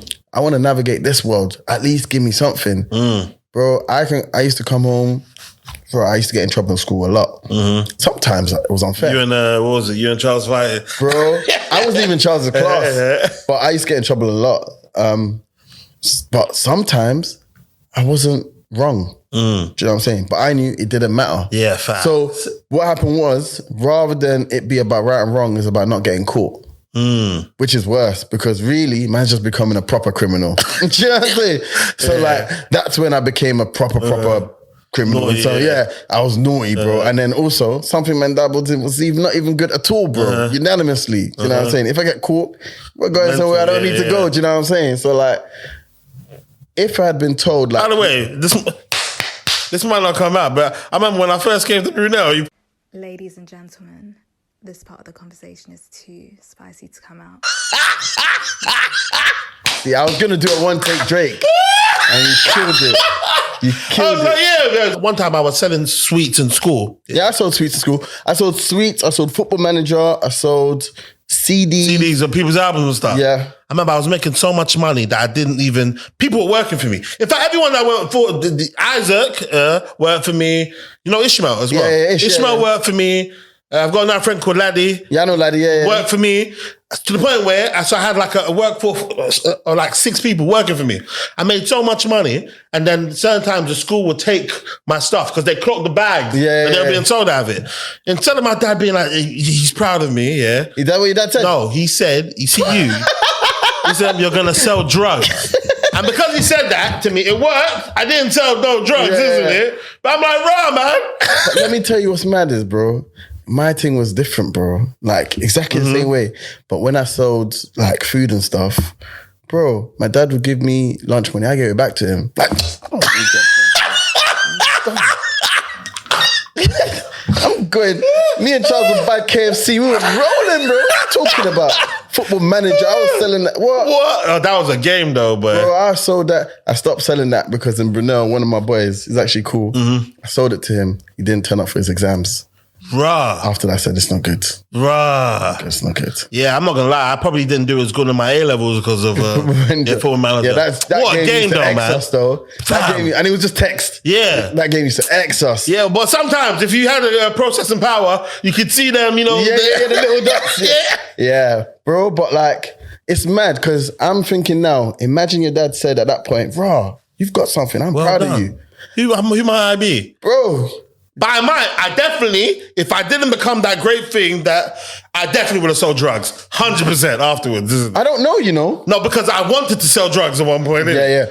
But Okay, but what I'm thinking is, if he said, "Yo, you can channel that. Yeah, we can channel this." Come on, bro. Yeah, you'd be doing stock market now. Yeah, or something crazy, innit, bro? Like, do you know what I'm saying? And it's a shame. Obviously, man can't dwell on that, but like, it's important that people step into them conversation. Also, you don't feel bad for that. Do you know what I'm saying? Bro, natural born hustlers, that's what it is. Do you know what I'm saying? We did parties, maybe because we sold sweets. Yeah, facts. Yeah, 100%. Yeah. Every time we enter an institution, what can I do over here, bro, to make some bread from here? Yeah. I can't just be here. Yeah, I can't just be one of them. You know what I'm saying? Bro, my worst thing, the people I dislike the most are boring people. You're just there. You're not moving the needle. Sometimes I look at people that are boring. It's like, okay, you can do that, but it's like, rah, man. Sometimes I look at certain people's, like, even in my workplace, certain times, I'm like, wow, so you're just going to just do this forever? Like, no one cares that you're here. Like, you walk in and walk out, no one remembered you. Mental. That's dead, bro. And it's not our culture. Yeah. Where we're from, bro, you have to be funny. You have to have something, bro. Something. So where I come from, and I see people are just like, yeah, I'm just participating. I'm just here. What do you mean? Did you know about, I think his name's Kenya Harris. Kenya Barris. He does the issues. Yeah. Well, is that like a goal of yours to one day maybe do, not that, but you know how he had his own sitcom? Like, no, because I do, so my documentaries will always be about real people, I might go into like scripted, but I'll be honest with you, I don't know what my goal is right now, bro. Like, all I know is I want to bring people through. So like, there's so many good people. And I always remember what I was like when I was younger and I didn't see no one. And there was no one to like call and be like, yo, Wagwan, what's the deal? So that's my first thing. It's like, I want to build with people. Once I do that, whatever that turns into, cool. Also, I want to retire. You want to retire? I'm not lying to you. Are you going to retire? Are you sure? Because you seem like you love what you're doing, innit? I do, but also there's a version of this where I just want to chill, bro. Do you know what I'm saying? Like part-time, bro, people do six months in somewhere and then they come back and work for 6 months. That is cool for me. And I'll get there, like consulting something. But like my main thing is once again, the motto is make something that people around me watch and say, yeah, okay, you did your thing there. And they like it and it relates to them. I do that. Whatever else comes from that, that'd be cool. As in, like, in your line of work, you could do shit like, if you want to go to Miami, think of a documentary. Hey, what's life like by the ball culture of Miami? And then just live it. Bro. And just combine work and your normal life. Let me tell you what. This is the man I love. This is my favorite thing to say. Where my work's taking me. I've been to Russia, Qatar, Barbados, Sparrow Island, which is in Grenadines. I've been to Beckway, Canwan. I've been to America loads of times. Even got an American visa. I've been to, where else have I gone because of work? Bro, I've been all over, bro. Well, and they pay for flights? Yeah, bro. What, business? Oh, hey. Okay. Remember I told you money's come down. Yeah, the budget. Budget's come down. But, bro, like I've done stuff like I was in Daniel Craig's villa. Right. In Beckway, which is like a private... James Bond? Yeah. Oh, right. Private villa. I've got a Qatari FA Cup medal. Right. In my house right now. I went to an island in the Grenadines called Sparrow Island, and like, you can only get there by beach, and like the restaurants on the beach side, you order, they jump in the sea. What? I ordered lobster. The guy went, brought it out. The thing was within an hour. Wait, you ordered it and he found the guy, it. The guy's drunk. Bro, I can't swim like that. I just see the guy go Is he wearing scuba wear? Fam, the guy is just wearing shorts. So just bareback. He's just bring the lobster. I looked at it, I said, rah. That is gonna be the freshest lobster you've ever had. I have not tasted nothing like that before. But like, I looked at myself, thought, once again, bro, I'm from Brixton, Newark House, bro. That's where I was born. I grew up in Lewisham. I have no business being in this. And I'm getting paid. Mental, man. That over there must be the best. When you have that conversation with yourself, must be the best feeling in the world. It is mad, bro. Like, I remember I was in a private jet. Right, so what the fuck? Bro, I was in a private jet for no reason, bro. With who? One of the people were filming. Oh, right. Just flew, landed. Did you eat McDonald's just for the sake of it? I feel like that's always a vibe when people do that. Oh, no. It's funny because a couple of my boys now go in PJs. I'm like, I want to go with them and do all that. But this time I was like, rah, what's going on? But obviously I'm professional, but in my head I'm like, You didn't get your phone out? I definitely took a picture. Okay. Well, did you do it on the discreet thing, on the vibe? No, I think I even got someone to take. But you just, cool, if you're cool, yo, take a quick picture of me. Like, man, just looking, you know what I'm saying? Calm. Everything has to be cool. Yeah, facts. But, yeah, bro, like, mad experiences, bro. Like, I remember I was directing David Beckham once. Fucking hell, mate. That's my guy as well, man. Move there. Yeah, just stand there. Told David Beckham to move there. Say that again, David. Say that again. Mental. How dare you? You told David Beckham to say that again. I'm telling him. And you support Man United as well, isn't it? Mental, bro. I'm telling him what to do. I'm telling him. And does he know your name now, you reckon? Right now? Of course not. No way. But he knew it then. He meets like 10 of me a week. But for that moment, mental, bro. I was telling him what to do. Do you know what I'm saying? And it's not that it's the power, it's the opportunity. Do you know what I'm saying? Look who you're rubbing shoulders with, mate. Bro, I get the opportunity to do these things and excel. Do you know what I'm saying? Like, I get the opportunity to be on the stage and say, we won a BAFTA. We made one of the best programs that year. I get the opportunity to be flown somewhere. Like next month, I'm going somewhere again. And I get the opportunity to do that. It's like, what business do I have there? Do you know what I'm saying? When do you reckon that is going to leave you? Because you've done it so much that it's kind of the point where obviously I guess it's kind of probably your way of staying humble, but it's kind of reached the point where no, they're telling me to do this again and again because I'm very, very good at what I'm doing. Yeah. The traveling I've calmed down on 100% because it's like, another thing is because I love this thing so much, I didn't realize how much of me it was taking. So like I was missing weddings, I was missing births, I was missing people, meeting new people. Like I'd come back, someone be like, yeah, we're getting engaged. Bro, who the fuck are you? I don't know who the hell, who is this woman, bro? You know what I'm saying? Or like, I just feel like I'm just gone. And I'm working more hours than not because they're paid me. They're like, yeah, we're going to use you for as much time as we have with you. So for me, it's like, okay, I'm established now. Now back to life. And do you know what? When I came back, all the things I'd left to sort out, I had to sort out now personally. Do you know what I'm saying? Like, I was like, that's why the film My Dad's coming out now. That's when therapy was. That was when, what's your favorite color? That question came out. What's all these things? Like, man has to deal with man. Man can't just, like, okay, the money's there, but okay. What are you going to do? You know what I'm saying? What's the rest of your life going to be like? It can't be about work, because a lot of people, it's about work. And then they get married and look at themselves and look at their partner. Yo, this is not making no sense. Bro. Yeah, that'll be a horrible feeling, man. And bro, like, some of my friends have divorced, you know what I'm saying? Because I'm sure they got there like, nah, this is not the plan.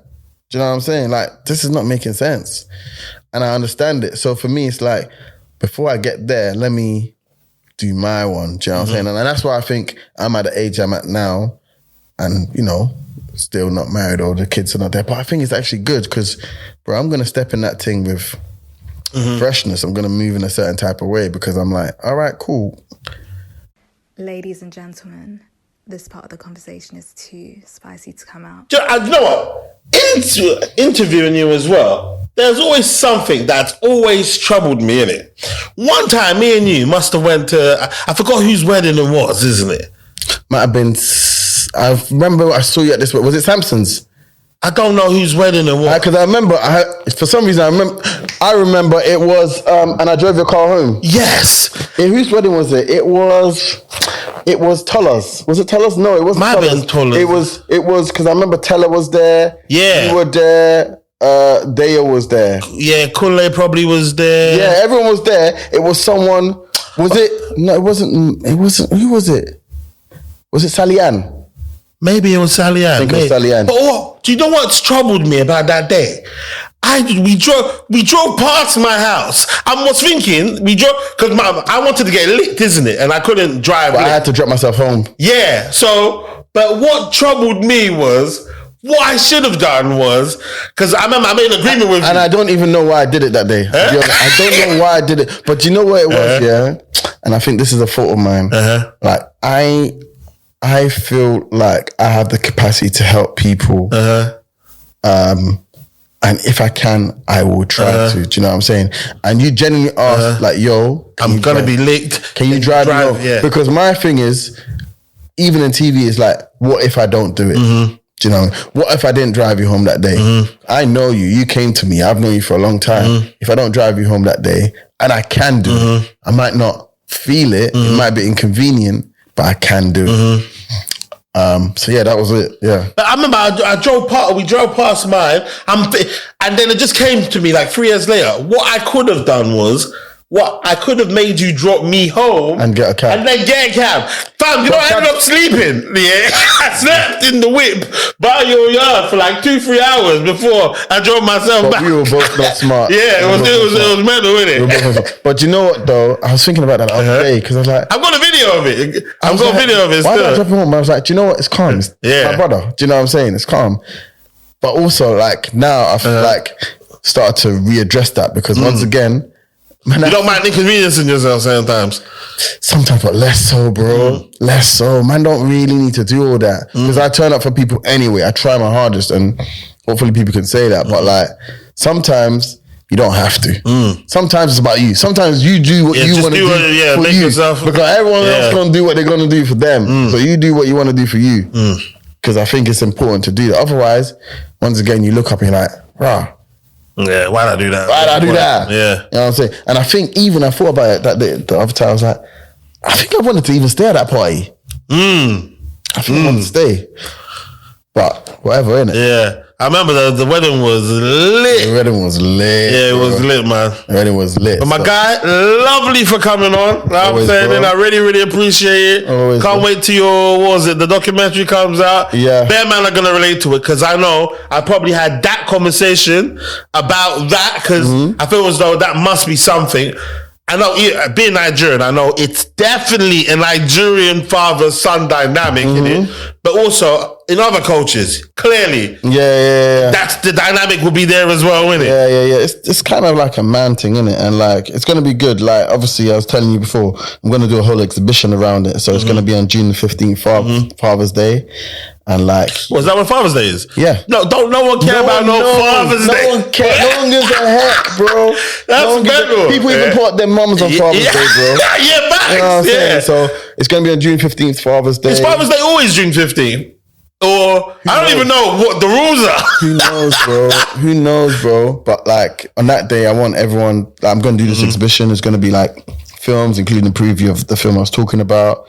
But like, there's going to be art. There's going to be games and tasks, just to get everyone in the mindset, just to like really tackle this thing we're talking about, because it's deep. Yeah, 100%. And like, very deep, man. Bro, I will never forget. I talked to my friend whose father passed before we could have that conversation, and like on the documentary as well. No, just separately. Okay, yeah. And like the pain he had because he couldn't ask The this man questions about why. Yeah. Do you know what I'm saying? Like, and you know what's crazy on my pod with Marvin as well. Marvin, because I think he didn't actually have the relationship with his father. He told me, trust me, it'll be the most profound. That's the word he used. Experience you have in your life. It's almost why are you the way you are? It's almost like you find it just answers the question. Yeah. Where you're like, oh, this makes so sense. that's why I can't do this, or that's why I find it hard, bro. The reason, for example, with me, like, I just hate. What do I hate? So I like cooking. Yeah, something simple. My dad cooked because he had to survive. And when I saw him cook, I learned how to cook. Now I love how to cook. But bro, like, his thing is like, you can never be late. Bro, I hate lateness. But he never taught me that. It's just, bro, all these things just, every single thing, bro, is either because, despite, or because of lack of. Those are three things that make you who you are. And it makes sense. It makes sense how these jigsaw things just fit in place, isn't it? Every personality trait, bro, it comes from them. Do you know what I'm saying? And like, it's hard because you think, yeah, man, I made nothing. You didn't make nothing, bro. You're literally, they either raised you in that way or they didn't raise you in that way, and as a result of it, you become that. Or you didn't see anything, you just made it up. But like, it's all there, bro. Do you know what I'm saying? So anyway, it would be good to see people there. There will be tickets there for that.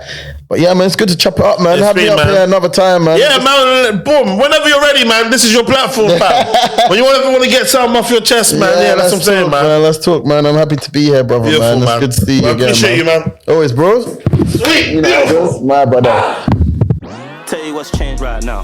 In a different field, different lane right now. Now I'm in the mud, switching lanes right now. Passive income getting paid right now. Used to roll around with sinners, bulldozers and killers. Now we focused on figures. 3-course meals for dinners.